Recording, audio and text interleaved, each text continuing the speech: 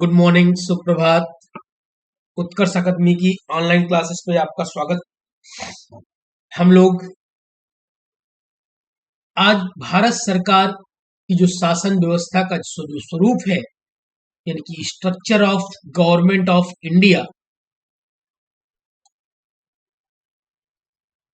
को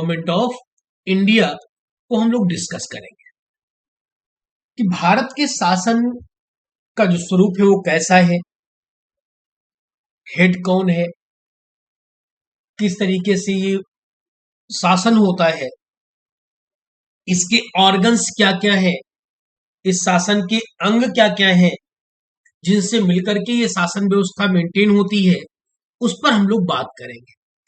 हम लोग अच्छे से जानते हैं कि भारतीय शासन में या भारतीय लोकतंत्र के 4 स्तंभ कहे जाते हैं, 4 पिलर कहे जाते हैं, जिनमें से जो 4th पिलर है, जो चौथा स्तंभ है, वो प्रेस को बोला जाता है, यानी कि मीडिया को बोला जाता है।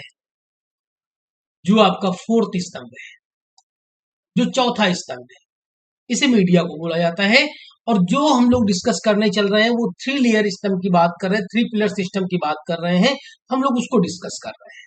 क्लियर? भारत में जो गवर्नमेंट सिस्टम है, उस शासन व्यवस्था में 3 प्रमुख भाग हैं जिनको लेकर के शासन व्यवस्था मेंटेन की जाती बनती है, जिसमें से सबसे पहला भाग है लेजिस्लेचर, विधायिका। दूसरा भाग है एग्जीक्यूटिव बॉडी, मीन्स कार्यपालिका। विधायिका और कार्यपालिका। और तीसरा पार्ट जुडिशरी, यानी कि न्यायपालिका। क्लियर?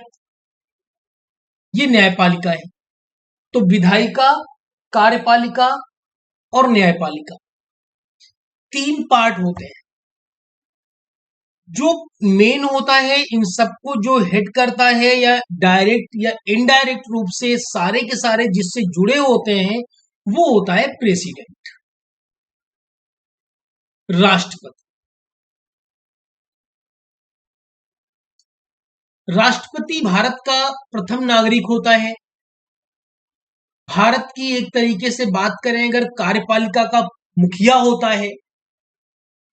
डायरेक्ट न होके इनडायरेक्ट वे में वो लेजिस्लेचर और जुडिशरी का भी मुखिया होता है। मेन हमारा जो हेड होता है, हेड ऑफ गवर्नमेंट अगर कहें इन राइटिंग, तो प्रेसिडेंट होता है। वैसे प्रेसिडेंट की जो पावर होती है इन प्रैक्टिकल, वो प्राइम मिनिस्टर के उसमें निहित होती है, लेकिन हेड जो हमारा गिना जाता है वो प्रेसिडेंट ही माना जाता है। क्लियर? तो 3 भाग हो गए, विधायिका, कार्यपालिका और न्यायपालिका। चौथा स्टेप हमने आपसे बोला, उसे मीडिया को बोला जाता है, प्रेस को बोला जाता है। क्लियर? अब इनमें अगर हम बात करते हैं, देखो इनको लेकर के हम लोग सेपरेट एक एक पोर्शन डिस्कस करेंगे, एक एक क्लास होगी। फिर यहां पर अगर हम बात करते हैं तो अगर बात करें पार्लियामेंट की, लेजिस्लेचर की, तो देखो पार्लियामेंट 2 भाग में बटा होता है। जो हमारा लेजिस्लेचर होता है, जो विधायिका होता है, विधायिका का कार्य होता है कानून को बनाना और कानून का पालन करना, कानून को लागू कराने का काम किसका होता है? एग्जीक्यूटिव बॉडी का होता है, कार्यपालिका का होता है। क्लियर? और उसमें कहीं से कोई त्रुटि ना हो, कानून व्यवस्था उचित बनी रहे, उनका दुरुपयोग ना हो, ये कार्य होता है जुडिशरी का, न्यायपालिका। क्लियर? अब विधायिका की अगर बात करते हैं तो देखो लेजिस्लेचर जो सिस्टम होता है वो हमारे यहाँ 2 प्रकार का है। इनकी बात करें, देखो जैसे अगर हम लेजिस्लेचर की बात करते हैं,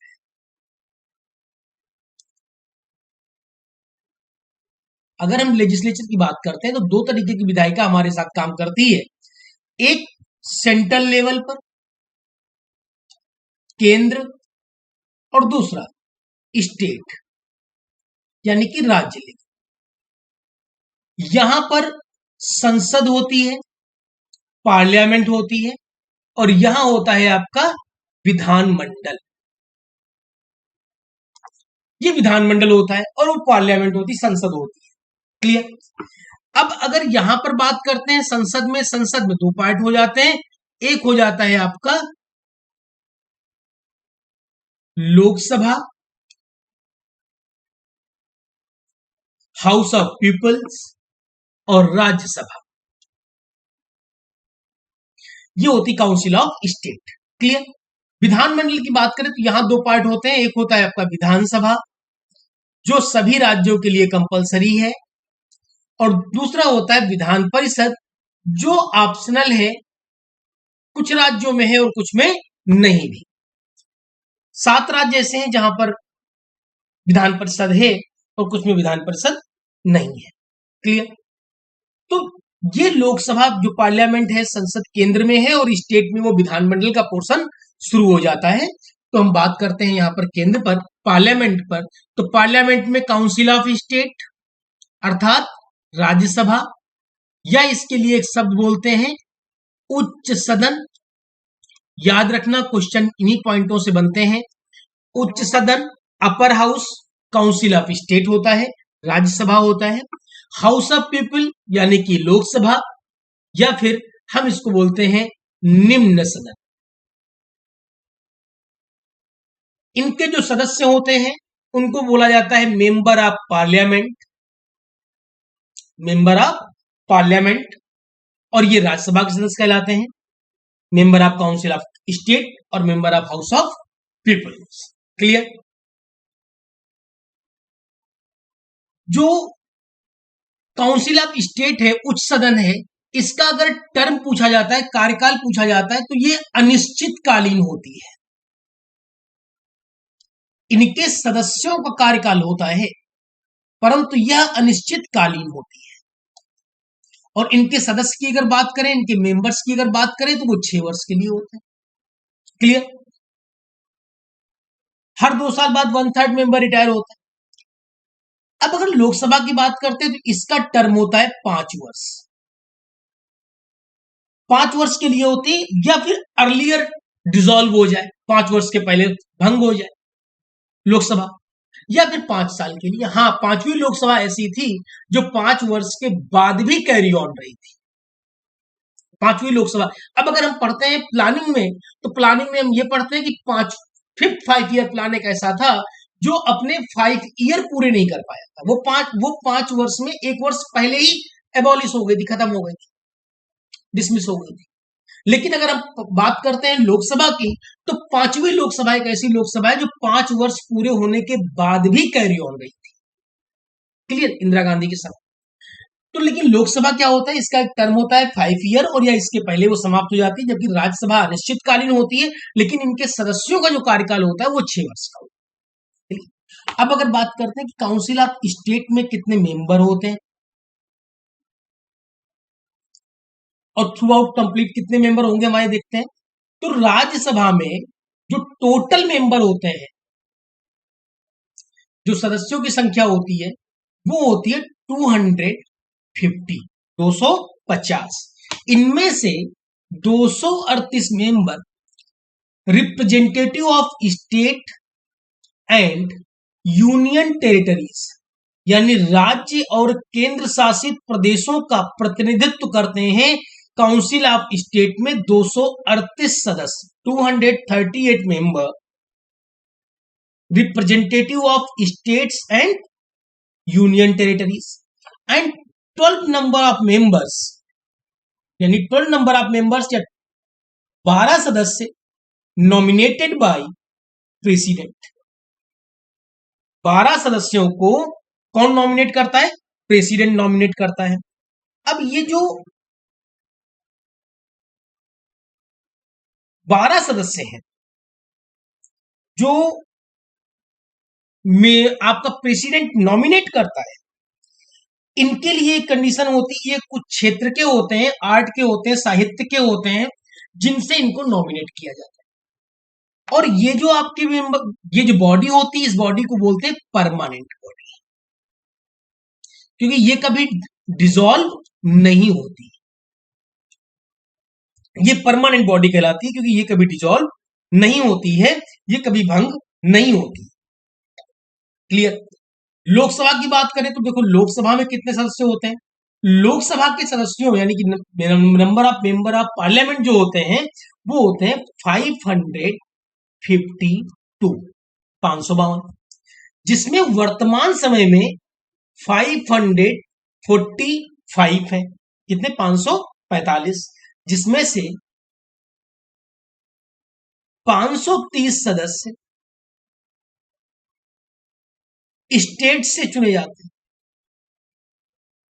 राज्यों से चुने जाते हैं, जबकि 20 सदस्य यूनियन टेरिटरीज से चुने जाते हैं, केंद्र शासित प्रदेशों से चुने जाते हैं, और 2 सदस्य एंग्लो इंडियन, जिनको राष्ट्रपति नामित करता था, नॉमिनेट करता था, और यही वो पर्सन है जिनको 2019 से समाप्त कर दिया गया है। अब एंग्लो इंडियन को नॉमिनेट नहीं किया जाता, एंग्लो इंडियन को इसमें शामिल नहीं किया जाता, ये 2019 से इसका जो प्रोसीजर था उसे समाप्त कर दिया गया है। क्लियर। तो ये था हमारा लेजिस्लेचर पार्लियामेंट। ठीक, जिसका हमने बेसिक कंटेंट जो देखा वो ये देखा, जिसपे क्वेश्चंस बनते हैं सबसे ज्यादा,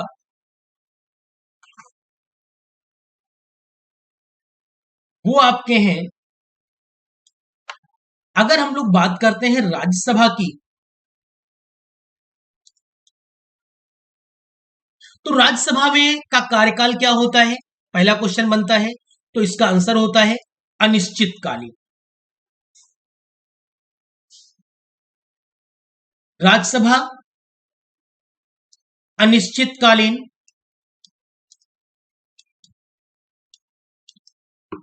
उच्च सदन कहलाता है, अनिश्चितकालीन होती है, उच्च सदन कहलाता है। राज्यसभा के सदस्यों का कार्यकाल कितना होता है? जब मेंबर्स की बात करता है तो आंसर होता है 6 वर्ष, यानी 6 ईयर। किसका? सदस्य का। 1/3 मेंबर, 1/3 सदस्य, प्रत्येक दूसरे वर्ष।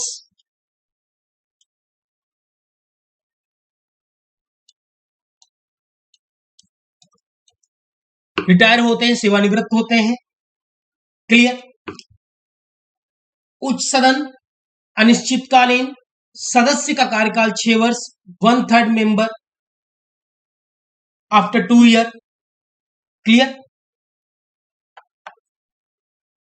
250 मेंबर, जिसमें से 238 मेंबर स्टेट लेजिस्लेटिव से होते हैं, और 12 मेंबर नॉमिनेटेड बाय प्रेसिडेंट। अब अगर यहां पर हम बात करते हैं लोकसभा की,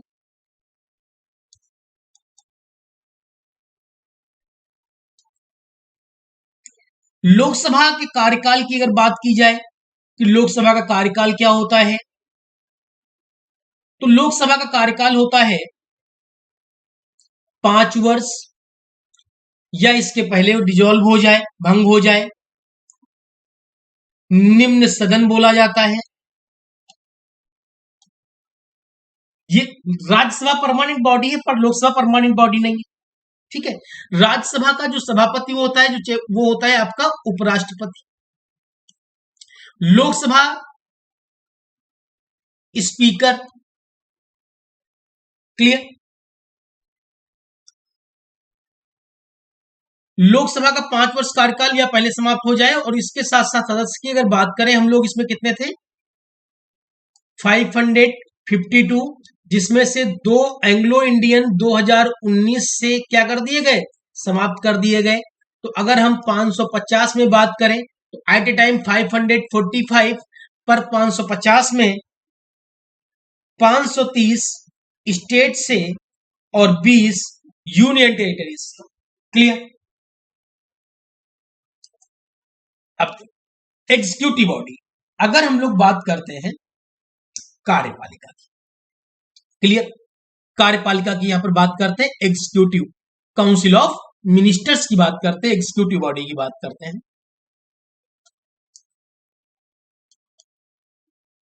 कार्यपालिका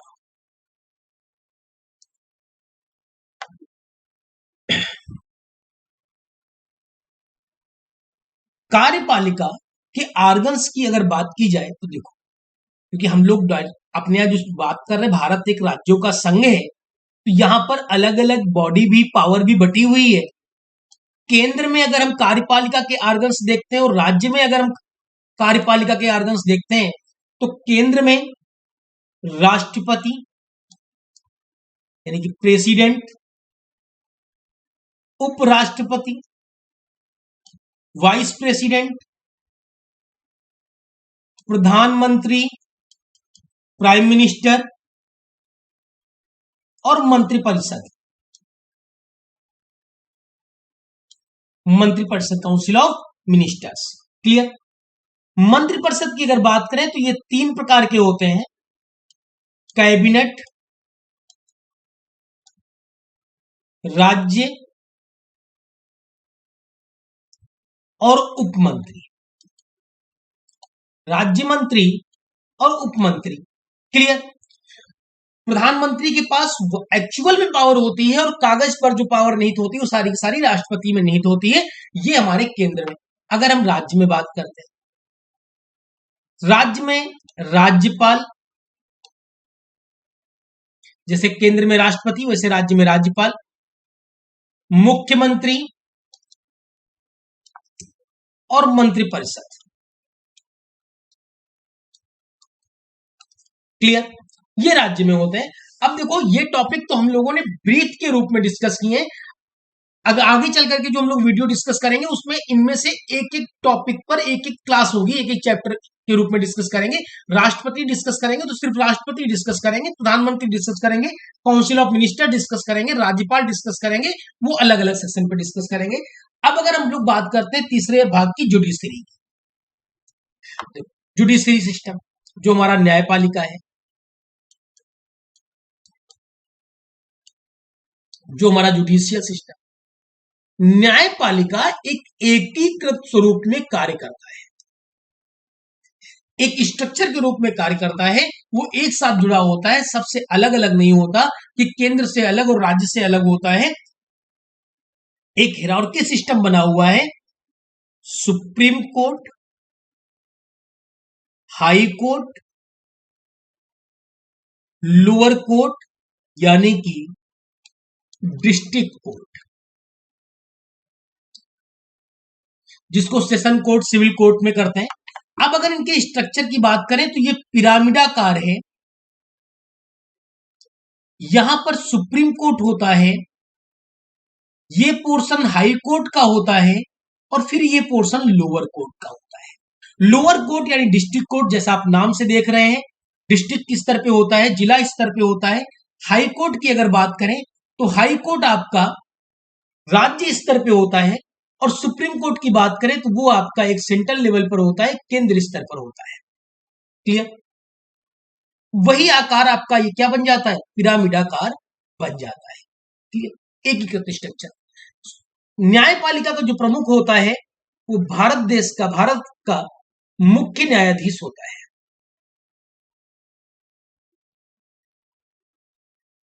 क्लियर? मुख्य न्यायाधीश होता है और इनको अपॉइंट कॉलेजियम सिस्टम से किया जाता है, प्रेसिडेंट इसकी अनुमति देता है। और उसके बाद यहाँ पर जो जज की अपॉइंटमेंट का सिस्टम होता है वो कॉलेजियम सिस्टम से अपॉइंट किया जाता है, जिसमें मुख्य न्यायाधीश शामिल होते हैं। और मुख्य न्यायाधीश की अपॉइंटमेंट की बात करते हैं तो वो प्रेसिडेंट के द्वारा अपॉइंट होते हैं। हाँ, न्यायपालिका, कार्यपालिका, विधायिका तीनों अलग अलग हैं, लेकिन कहीं ना कहीं एक दूसरे से रिलेवेंट होते हैं, जुड़े होते हैं। ये न्यायपालिका का स्ट्रक्चर है हमारा। सुप्रीम कोर्ट, हाई कोर्ट और लोअर कोर्ट, जो डिस्ट्रिक्ट स्तर पे सेशन और सिविल कोर्ट में बदल जाता है, बट जाता है। तो ये न्यायपालिका का स्ट्रक्चर हुआ। तो ये 3 ऑर्गन्स हमारे हुए जो मेन हम लोग बात कर रहे थे, गवर्नमेंट स्ट्रक्चर की या यूनियन गवर्नमेंट की। क्लियर? और फोर्थ स्टेप जिसको हम लोगों ने बताया कि फोर्थ पिलर मीडिया होता है। तो इस टॉपिक पे हम लोगों ने इस स्ट्रक्चर को डिस्कस किया। नेक्स्ट वीडियो में हम एक एक पोर्शन को लेकर डिस्कस करेंगे, इनके एक एक ऑर्गन्स को लेकर डिस्कस करेंगे। क्लियर? तो यहां तक की क्लास कंप्लीट हुई। नेक्स्ट वीडियो में मिलते हैं। Thank you class.